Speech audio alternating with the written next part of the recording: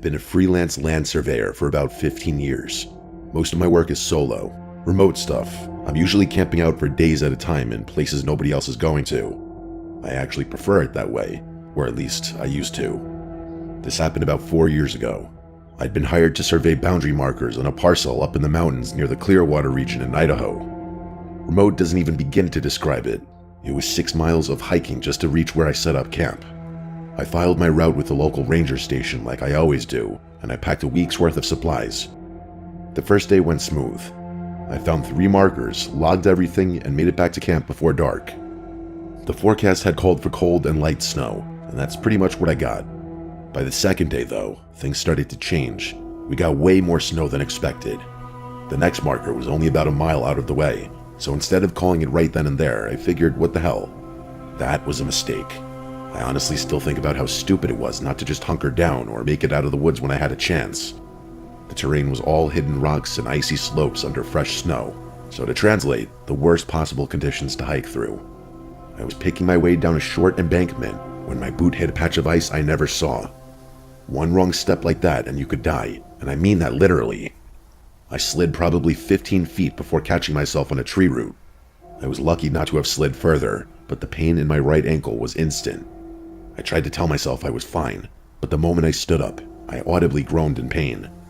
I couldn't put much weight on that leg, and I knew it would be a few hours before I'd be able to walk normally. I was so mad at myself, but there was nothing I could do.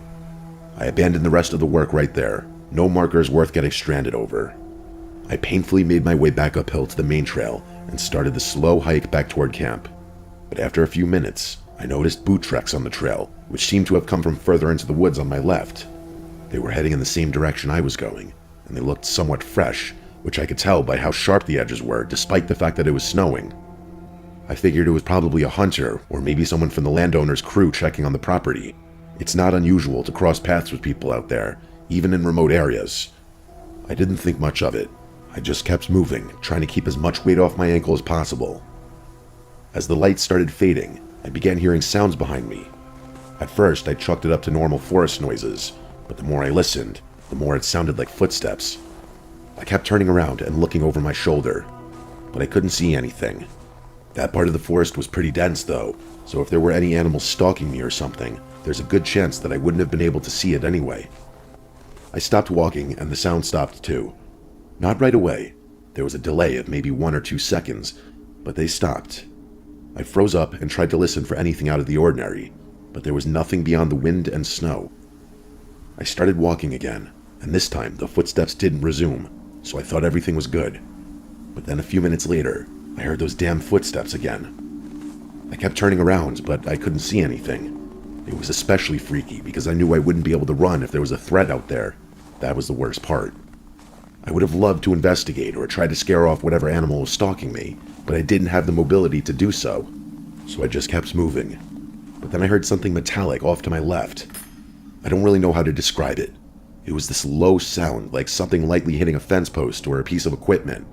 It was freaky because there wasn't supposed to be anything but trees out there, so I had no idea what could be making a metallic sound of all things. The sounds must have distracted me, because it dawned on me that I hadn't been keeping track of those footprints I noticed earlier. I looked down and realized they were gone. I turned around frantically, but I couldn't see when they had branched off or if they had turned around or something. I kept looking to my left, trying to see through the trees so I could at least spot whatever had made the sound. My eyes locked onto something, and the alarm bell started going off in my brain. There was another set of footprints coming out of the tree line on my left, running parallel to mine through the snow. They weren't that far away, which was the most concerning part. Whoever had been ahead of me on that trail was now walking alongside me through the trees. At that point, I was so scared that I wasn't thinking straight. I should have kept my mouth shut. I should have just kept going. But instead, I spoke up, asking if anyone was there. I didn't get an answer, and after about 20 seconds of waiting, I knew I had to get out of there. But my stupid ankle was still killing me, so I couldn't move that fast. I wanted to run or at least jog, but I couldn't. I was pretty close to camp though, so I just told myself if I kept moving, I'd be fine. I wasn't hearing footsteps behind me anymore, which was good, but I knew there was someone out there, someone who had been ahead of me at one point, which did make sense. I was really close to my sight when I heard the sound of a heavy branch snapping from somewhere behind me. It obviously wasn't a natural sound, or I wouldn't bother mentioning it. I didn't stop moving. I kept thinking about how if I just made it back, I'd be good. And eventually, I did reach my campsite. It was fully dark at that point, and only after getting inside my tent did I realize I wasn't any safer in there than I had been hobbling through the woods. I started packing immediately. My stupid foot made it so hard to move quickly, but I tried my best to rush. I'd say maybe 60% of how scared I was due to the fact that in a fight or a chase, I would be completely screwed without the ability to move properly. Before I finished packing, I heard the thing that I had been dreading the whole time: footsteps right outside the tent. I was so unbelievably scared at that point, and I started thinking about all the options. The footsteps weren't approaching my tent, but rather circling it. There was nothing I could do but wait for them to charge my tent. The sounds of them circling went on for what felt like 5 minutes before everything went quiet.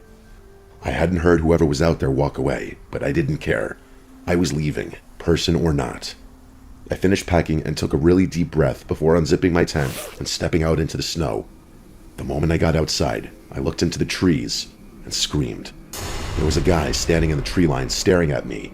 He was really old and sickly, almost like he was dying. He looked disgusting. I stared back at him. I was fully expecting him to charge me, but he didn't. I put my hands up and said, "I don't want no trouble," and he didn't respond. I didn't know what to do. The staring contest lasted a few minutes before he said something I still think about. He said, "You're a lucky man," then turned and disappeared into the woods. The rest of that night is pretty blurry, partly because I was still in so much pain, and partly because of the encounter. If that guy wanted to fight me or kill me, he probably could have. With my ankle all messed up, there would have been nothing I could have done. I finished packing and left, not even caring about it being dark. When I eventually got checked out, I was told I had severely sprained my ankle, and it was a miracle I hadn't messed it up worse by walking. I ended up reporting that freak in the woods, but I know nothing was going to come of it.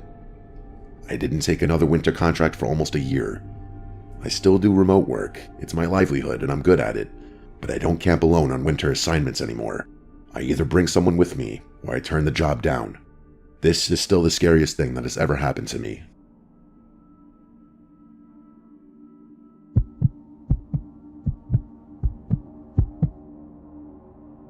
I've lived in Alaska most of my life. My family moved to Fairbanks when I was 6, and I never really left. I spent my summers working fish camps as a teenager, started guiding professionally in my early 20s, and that's basically been my life ever since. I'm 29 now. I work seasonally as a wilderness guide in northern Alaska, and I've been doing it long enough that I don't really get rattled much out there. I don't get lost, or I guess I should say I didn't think I could get lost, because what happened 3 years ago kind of forced me to reconsider that. My boyfriend at the time was Randy. He grew up in rural British Columbia and was basically the male version of me when it came to the outdoors. Actually, that's not really fair to him because he was probably more experienced than me in certain areas, like winter navigation specifically. We'd been together about 4 years, and most of our relationship revolved around trips that would make normal couples absolutely miserable. Week-long hunts and backcountry camping where you actually have to plan or you'll die. That sounds dramatic, but it's literally true up here. The plan was to snowmobile between 2 state-registered cabins about 60 miles apart. We'd spend a night at each and be back home in 4 days. We'd done the exact trip twice before, and it was always fine. The weather forecast looked good when we left, so we weren't worried at all. The first day was completely uneventful. We got to the second cabin by late afternoon, ate these freeze-dried meals that Randy swore tasted good but were honestly terrible, and then we played cards. It was a pretty relaxing evening. The next morning, I woke up and realized there was a genuine storm going on outside.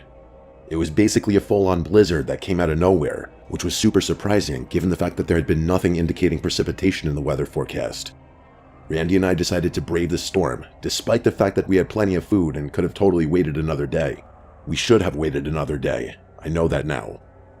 Things went south really quickly. The wind was almost worse than the snow.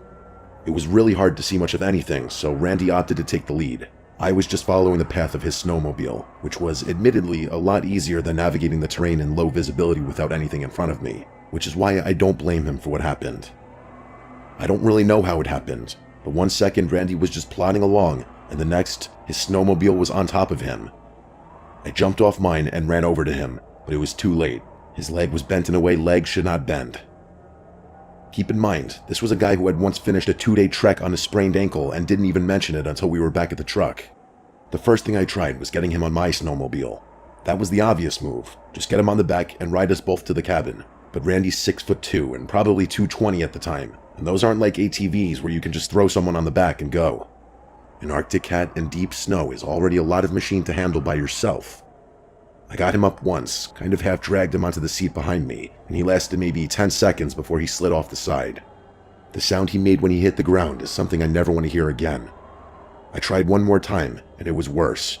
He couldn't grip with his legs at all, and every time the machine shifted even slightly, he'd start to go, and there was nothing I could do to hold him and steer at the same time. After the second attempt, he told me to stop, and the way he said it, he wasn't asking, he was telling me. That's when we both kind of accepted what the actual plan was going to have to be.